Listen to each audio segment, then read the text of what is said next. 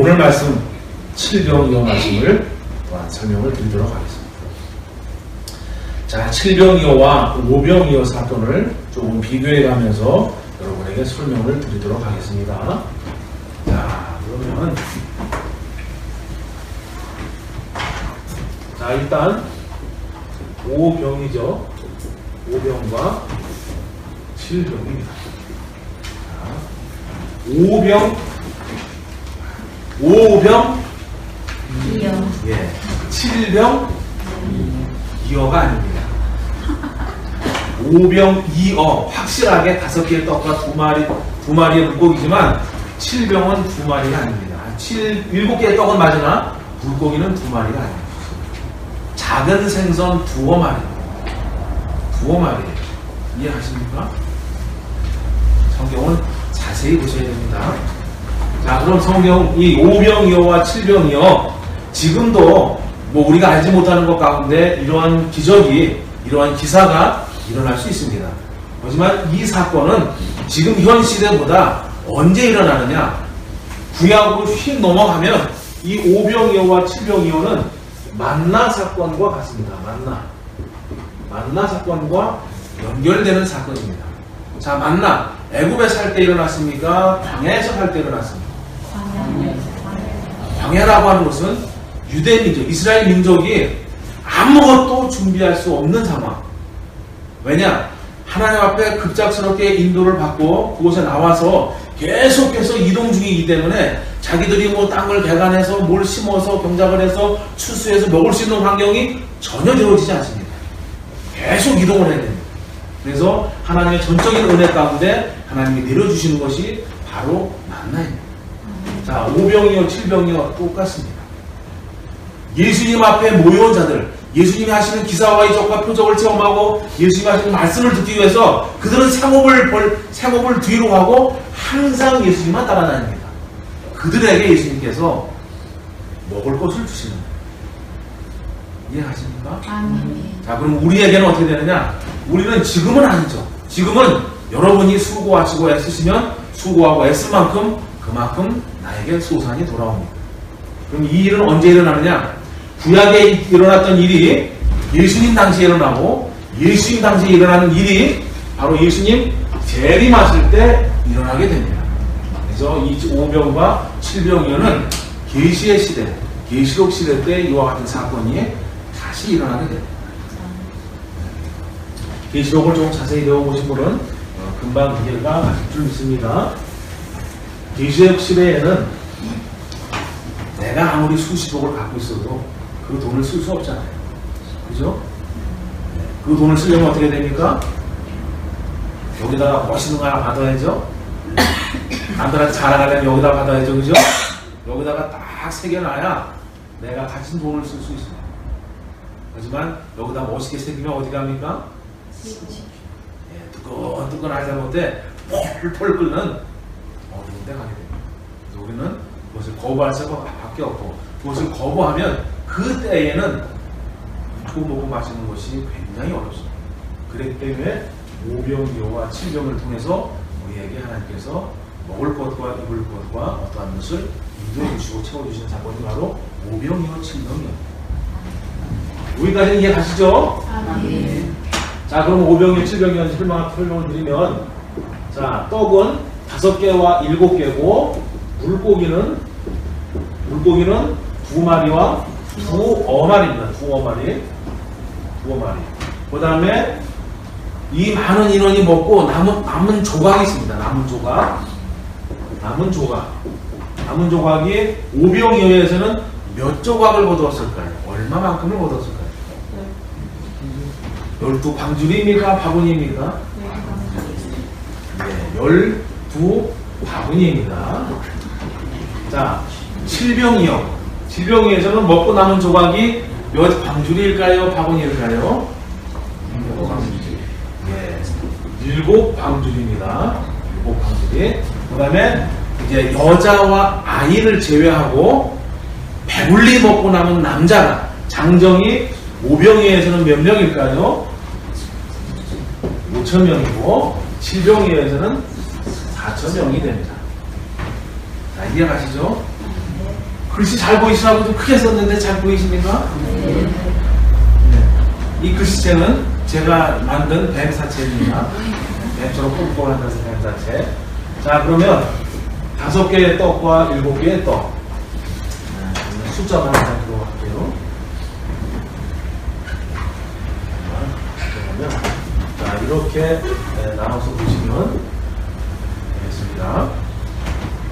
자, 처음에 이 말씀을 볼 때 좀 의아해하는 것이 하나 있습니다. 성경에 이제 사복음서를 잘 대조해서 보면 같은 사건 또는 비슷한 사건을, 물론 복음서는 한 예수님을 4명의 기자가 썼기 때문에 같은 사건을 재반복해서 읽을 수는 있지만 한 복음서에, 즉 마태복음에 이렇게 같은 비슷한 사건이 2번 있는 것은 없습니다. 그죠? 오병이어, 칠병이어 이렇게 똑같은 비슷한 사건이 있는 것은 없습니다. 다른 복음서에서 다른 각도로 설명하는 것은 있지만, 그래서 왜 이렇게 비슷한 사건을 2번이나 나타내시고 제자들에게 보이셨을까? 라고 하는 의문이 들었습니다. 여러분은 그런 의문 안 드십니까? 그냥 검은 거 입으시고 홍건 총이구나. 자, 32절, 15장 32절 한번 보시겠습니다. 예수께서 제자들을 불러 가라사대 내가 무리를 불쌍히 여기노라. 저희가 나와 함께 있은 지 이미 사흘임에 먹을 것이 없도다. 길에서 기진할까 하여 굶겨 보내지 못하겠노라. 자, 이렇게 말씀하십니다. 자, 그 다음에 앞장으로 한 장 넘어가시면 14장 15절에 저녁이 되매 제자들이 나와 가로되 이곳은 빈들이요 때도 이미 저물었으니 무리를 보내어 마을에 들어가 먹을 것을 사먹게 하소서. 예수께서 가라사대 갈 것이 없다. 너희가 먹을 것을 주어라 그래요. 자, 차이점이 보이십니까? 7병이어와 5병이어와 7병이어의 차이점.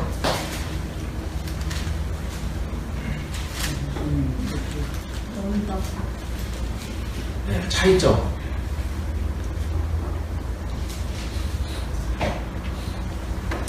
차이점을 찾을 시간을 드리겠습니다. 잘 찾아보시기 바랍니다. 자, 하나님의 말씀은 육신의 눈으로 봐야 됩니까? 영안의 눈, 마음의 눈으로 봐야 됩니까? 그냥 육신의 눈으로 보면 그냥 오병이어의 사건이고 7병이어의 사건일 뿐입니다. 예수님 당시에 일어난 사건일 뿐이에요. 나하고는 그냥 하나의 어떠한 깨달음? 그냥 하나의 어떠한 메시지만 약간 있는 그런 말씀밖에 되어있지 않습니다. 마음의 눈으로 볼 때 이 사건을 통해서 우리가 무엇을 준비해야 되는지가 깨달아집니다. 자, 떡은, 첫 번째 떡은 무엇을 의미합니까? 네, 모두가 다 아시는 것처럼 떡은 하나님의 말씀을 의미합니다. 자, 물고기는 무엇을 상징합니까? 물고기가, 성경에서 물고기가 상징하는 것이 무엇일까요? 네, 우리잖아요. 성도. 유대인 또는 우리. 자, 조각은 뭐냐? 떡을 먹고, 생선, 물고기. 내가 하나님의 말씀을 먹고, 이와 같이 12바구니 7광주리에 결실을 하나 이겨요, 결실. 그럼 하나님이 이와 같이 추수해 가시겠다라는 말씀입니다. 맥락을 보면 그렇습니다. 육신의 눈으로 보면 아따 잘 껴맞히네 이렇게 되는 거고, 영안의 눈으로 보시고 같은 감동 가운데 보시면 이것이 여러분에게 전해질 줄로 믿습니다. 자, 물고기는 저죠. 제가 성경에서 2라고 하는 숫자는 증인의 수를 말합니다. 증인의 수를 말하죠. 그런데 중요한 건 5병이어에서는 확실하게 2마리라고 그랬는데 7병이어에서는 작은 생선 2마리라고 합니다. 계시록을 알지 못한 상태에서 이 말씀을 보면 이해가 안 가요. 또는 구약 성경을 잘 알지 못하는 상태에서 이 말씀을 보면 이해가 잘 안 갑니다. 구약 성경이나 계시록에 보면 유대인들은 정확하게 계시를 합니다. 1.1획이라도 틀리지 않고 소수점까지 찍어가면서 정확하게 계시를 해요. 하지만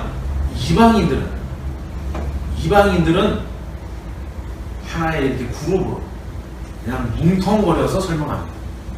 그래서 실제 계시록에도 보면 전 3년 반, 즉 1260일이라는 표현이 있고 후 3년으로 가면 42달 이렇게 그냥 표현하는 것이 있습니다. 그 다음에 유대인들은 14만 4천 명이라 해서 1만 2천, 1만 2천씩 정확하게 계속을 하지만 이방인들은 많은 무리 이렇게 말합니다. 그래서 이 사건을 통해서 보면 오병이어는 유대인과의 어떠한 관계가 있는 사건이고 칠병이어는 우리 이방인과 어떠한 관계가 있는 사건이겠구나 라는 것을 알 수 있습니다. 그래서 오병이어의 서두, 칠병이어의 서두를 보면 오병이어는 제자들이 우리를 불쌍히 여기서 예수님 이들 배고프니까 이제 뭐 가서 빵 사 먹게 하든지 뭐 어떻게 해야 될 것 같은데요? 그랬더니 아니 가지마 우리가 주자 그렇게 말씀하시는 거예요. 하지만 칠병이어는 다릅니다. 예수님께서 먼저 불쌍히 여기세요. 자, 그 말씀은 뭐냐? 유대인들은 믿던 안 믿던 택자입니다. 그들은 택한 백성이에요. 우리는 예수님 안에 보면 택한 백성이지만 구약 시대부터 여호와 하나님 시대부터 보면 우리는 버림받은 자예요. 천국 갈 수 없는 그냥 이방인, 그냥 짐승일 뿐입니다. 우리는 불쌍히 여김을 받아야만 구원을 얻을 수 있는 거예요. 그래서 서두에 보면 그들은 이미 하나님의 품 안에 살아가기 때문에 스스로 자기들끼리 이야기를 하고 예수님이 또 이렇게 케어해 주시고 이런 사건이 있지만 이 칠병이어는 그렇지 않아요. 우리를 불쌍히 여기사 먹을 것을 주어라 라고 하십니다. 그래서 그 뒤에 사건을 봤지만 처음에 서두는 조금 다르게 전개가 되어집니다. 그래서 여기 두 마리지만 두 마리는 음실음실합니다. 자, 12바구니입니다. 자, 12 하면 성경에서 생각나는 숫자 없으십니까? 자, 12 아들, 12지파, 12사사, 12제자. 그죠? 이것만 봐도 유대인과 관계가 있는 사건이겠구나. 자, 7방주는 뭐냐? 성경에서 7은 하나님의 완전한 수를 의미합니다. 우리는 하나님의 섭리 가운데 부족한 자이지만 하나님의 섭리와 은혜 가운데 부족한 내가 완전해져 가는 거죠. 아멘. 하나님의 도우심이 있을 때나 아멘. 하나님의 도우심 없을 때는 우리는 완전할 수가 없어요. 그래서 우리에게 역사하시는 하나님은 완전하시다 이거예요. 그래서 7 방주리지 않는가 라는 생각이 듭니다. 이해가시죠? 네. 그래서 성경은 어떤 이는 짜맞춘다라고 하겠지만 제가 볼 때는 성경의 창세기부터 계시록까지 쭉 이어지는 많은 사건과 많은 인물과 많은 숫자들과 많은 이것들을 살펴보면 이와 같이 연결과 짝을 이룰 수밖에 없다는 거예요. 중요한 건 이걸 통해서 예수님을 찾아내면 잘하는 것이고 어떠한 인물을 나타내면 이단이 되겠죠. 하지만 이 모든 사건은 누구에게서 이 사건이 나타납니까? 누구에게서 이 능력이 나타납니까? 떡을 들고 다녔던 아이입니까? 아니죠. 떡을 들고 다녔던 아이가 아니라 떡에게 축사하신 우리 주님이시죠. 떡에게 축사하시고 그 이후서부터 바구니에서, 광준에서, 강안에서 계속 꺼내니까 계속 나오는 거죠. 이해하십니까? 그럼 여기서 우리가 알 수 있는 것은 무엇이냐? 능력을 나타내시는 분은 주님이시죠. 하지만 능력을 나타내실 수 있게 소재를 갖고 있는, 준비할 것은 누구냐 이거예요. 아이가 2마리의 생선과 떡을 가지고 있잖아요. 이해하시죠? 내가 하나님의 성도가 돼야 되고 하나님의 말씀을 내가 가지고 있어야 됩니다.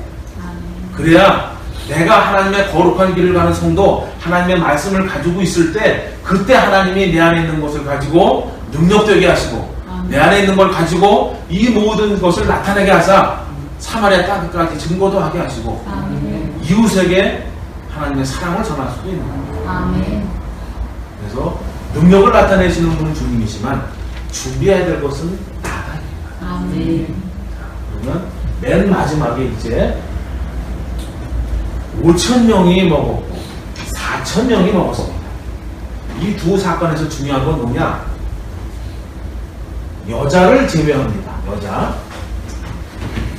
여자를 제외하고 그 다음에 또 누구를 제외합니까? 아이를 제외합니다.